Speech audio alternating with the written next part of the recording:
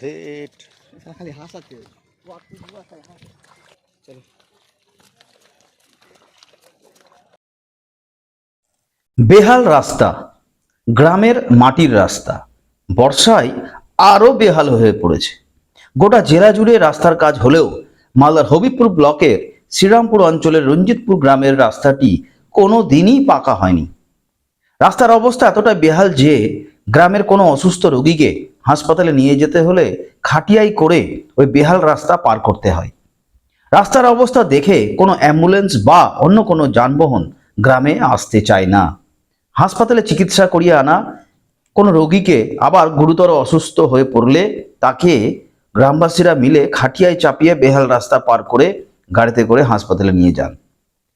ঘটনায় গ্রামবাসীরা অভিযোগ করে বলেন, তাদের গ্রামের রাস্তা স্বাধীনতার এত বছর পরেও পাকা হয়নি। জলকাদাময় বেহাল রাস্তা দিয়ে তাদের যাতায়াত করতে হয়। বেহাল রাস্তার কারণে গ্রামের ছেলেমেয়েরা স্কুল কলেজে যেতে পারে না। গ্রামে কেউ অসুস্থ হয়ে পড়লে অ্যাম্বুলেন্স কিংবা অন্য কোনো যানবাহন আসতে চায় না। গ্রামে কেউ অসুস্থ হয়ে পড়লে হাসপাতাল নিয়ে যাওয়া থেকে শুরু করে আবার ফিরিয়ে আনা পর্যন্ত এই খাটিয়াই একমাত্র ভরসা। গ্রামের পীরতলা থেকে চাইপাড়া পর্যন্ত প্রায় 3 কিলোমিটার রাস্তা অত্যন্ত বেহাল অবস্থায় রয়েছে।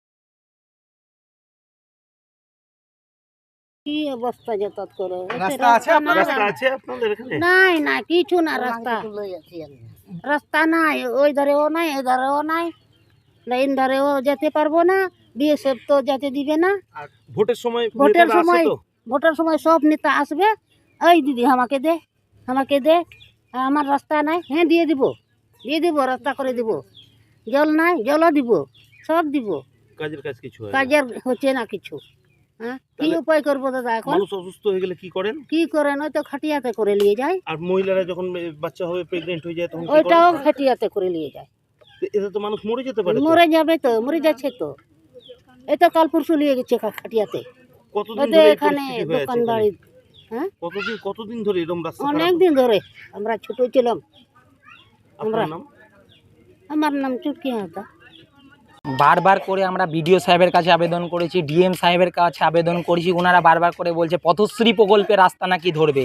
তো পথশ্রী প্রকল্পের রাস্তা এখানকার তৃণমূল পরিচালিত গ্রাম পঞ্চায়েত, এখানে বলছে যে ছোট রাস্তা হবে না, তাহলে পথশ্রী প্রকল্পের আন্ডারে হবে। পথশ্রী প্রকল্পের আন্ডারে আজকে মানে জবে থেকে জিতেছি তার আগে থেকে শুনছি পথশ্রী প্রকল্পে হবে, পথশ্রী প্রকল্প হবে। বারবার করছে ডিএম সাহেবের কাছে আবেদন করছি, বিডিও সাহেবের কাছে আবেদন করছি, কিন্তু তারা রাস্তা করছে না, ধরছে না। এইভাবেই তো বঞ্চিত করে রাখা হয়েছে এখানকার এলাকার আদিবাসী সমাজের মানুষদেরকে। আপনার নাম? আমার নাম তারাশঙ্কর রায়, জেলা পরিষদ মেম্বার। হ্যাঁ বর্তমান মালদা জেলা পরিষদ মেম্বার। প্রথমত হচ্ছে যে গ্রামীণ রাস্তা গ্রাম পঞ্চায়েত করে, তো গ্রামীণ রাস্তা গ্রাম পঞ্চায়েত করার যে বিষয় আছে সেটা পঞ্চায়েতে ওখানে শাসক দলের প্রধান আছে তৃণমূল কংগ্রেসে, তো তারা এই বিষয়ে কোনো রকম উদ্যোগ নিচ্ছে না, এটা তৃণমূল পরিচালিত গ্রাম পঞ্চায়েতের ব্যর্থতা। সরকারে তৃণমূল কংগ্রেস আছে, একটা আদিবাসী অধ্যুষিত এলাকায় একটা প্রসূতি মাকে বাচ্চা প্রসবের জন্য 2 মাস 3 মাস আগে তার নিজের বাপের বাড়িতে গিয়ে আশ্রয় নিতে হচ্ছে। আজকের বর্তমান এখনকার এই প্রজন্মকে নিতে হচ্ছে, এটা আমাদের কাছে দুর্ভাগ্য। আজকে জেলা পরিষদ তৃণমূল কংগ্রেসের দখলে, প্রশাসনটাই তৃণমূল কংগ্রেস চালাচ্ছে। তো সেখানে এই বিষয়ে আমাদের দুর্ভাগ্য, ওই এলাকার আদিবাসী অধ্যুষিত মানুষের দুর্ভাগ্য এবং আদিবাসী পরিবারের দুর্ভাগ্য, ওখানে যাদেরকে আজকে এই বর্তমানে এই অবস্থাতেও তাদেরকে চিকিৎসা ব্যবস্থা, আধুনিক চিকিৎসা ব্যবস্থা থেকে বঞ্চিত হতে হচ্ছে। এই বিষয়ে তৃণমূল কংগ্রেসের পরিচালিত গ্রাম পঞ্চায়েত, জেলা পরিষদ সহ তৃণমূল কংগ্রেসের সরকার, তারা প্রত্যেকেই ব্যর্থ। কোন দলের? বিজেপি দলের। সাংসদ কোন দলের? বিজেপি দলের। জেলা পরিষদ মেম্বার কোন দলের? বিজেপি দলের। যে অঞ্চলের কথা বলছেন, যে রাস্তার কথা বলছেন, সেটা কোন পঞ্চায়েত সমিতির? হবিপুর পঞ্চায়েত সমিতি বিজেপি চালাচ্ছে। তারা কি সবাই ঘুমিয়ে আছে নাকি? কোনো কাজ যদি করতে না পারে তাহলে চেয়ারে বসে আছে কেন? তারা সাংসদ হয়েছে কেন? আপনারা দেখিয়েছেন আজকে। আপনাদের এইটুকু বলতে পারি, রাস্তাটা যেহেতু গোচরে এসছে, কনসার্ন যে অঞ্চল আছে সেখানকার যারা মেম্বার আছে তারা আমাদের জেলা সমাহর্তার কাছে অথবা আমাদের জেলা পরিষদের কাছে যদি দ্বারস্থ হয়, আমরা অবশ্যই, বাংলার মুখ্যমন্ত্রী একটা জিনিসই বলেছেন, সমস্ত পথেরকে বাঁধিয়ে দেওয়ার জন্য পথশ্রী প্রকল্প চালু করেছেন।